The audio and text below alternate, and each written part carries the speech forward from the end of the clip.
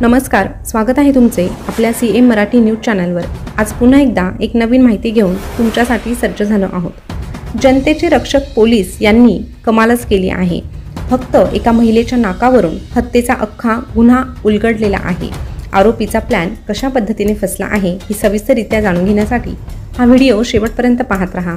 तसेच चॅनलवर पहिल्यांदा आले असाल तर चॅनलला सबस्क्राइब करून शेजारचं बेल बटन देखील प्रेस करून ठेवा, जेणेकरून नवीन आलेली अपडेट सगळ्यात अगोदर तुमच्यापर्यंत पोहोचेल। दिल्लीमध्ये महिन्याभरापूर्वी गटारात एका महिलेचा मृतदेह सापडला होता। यानंतर पोलिसांनी तपास सुरू केला। आश्चर्याची बाब म्हणजे फक्त महिलेच्या नाकातील पिनच्या आधारे पोलिसांनी गुन्ह्याची उकल केली आहे। पोलिसांनी महिलेचा पती अनिल कुमार याला अटक केली आहे। अनिल कुमार व्यावसायिक असून त्यानेच पत्नीची हत्या करून मृतदेह गटारात फेकल्याचा संशय आहे। 15 मार्च रोजी पोलिसांना गटारात मृतदेह आढळला होता। हा मृतदेह बेडशीटमध्ये गुंडाळलेला होता। तसंच त्याला दगड आणि सिमेंटचं पोतं बांधण्यात आलं होतं। पोलिसांनी नाकातील नथीच्या आधारे महिलेची ओळख पटवली। यामुळे या गुन्ह्याचा उलगडा करण्यात आला आहे। त्या नथीच्या आधारे पोलीस दक्षिण दिल्लीतील एका दागिन्यांच्या दुकानात पोहोचले। तिथे रेकॉर्ड तपासल्यावर ही नथ गुरुग्राममधील एका फार्म हाऊसमध्ये राहणाऱ्या दिल्लीतील प्रॉपर्टी डीलर अनिल कुमारने खरेदी केली असल्याचं समजलं। बिल त्याच्या नावाने जारी करण्यात आलं होतं। महिलेची ओळख पटली असून तिचं नाव सीमा सिंग आहे। ती 47 वर्षांची होती।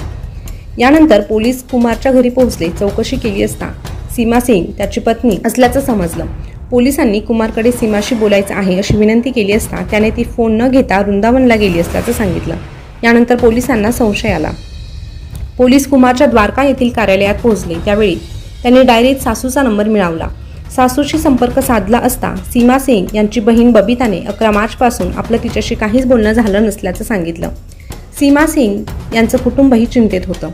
बबिताने पोलिसांना सांगितलं की जेव्हा त्यांनी कुमारशी संपर्क साधला तेव्हा त्याने सीमा जयपूरमध्ये असून बोलण्याच्या मनस्थितीत नसल्याचं सांगितलं।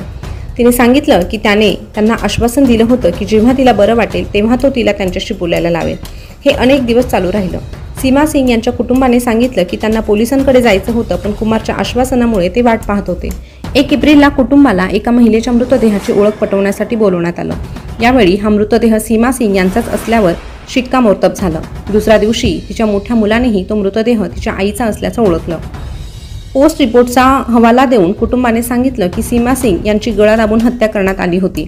त्यांनी असाही दावा केला की फक्त कुमार आणि सिंग यांच्याकडेच त्यांच्या द्वारकेतील घराच्या चाव्या होत्या।